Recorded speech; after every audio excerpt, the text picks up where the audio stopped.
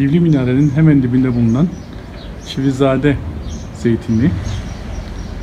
Yaklaşık 650 yaşında olan bu zeytin ağacı gövdesinin içi tamamen yanmış olmasına rağmen yemyeşil duruyor ve gördüğünüz gibi zeytin çiçekleri oluşmaya başlamış, yani meyve de veriyor.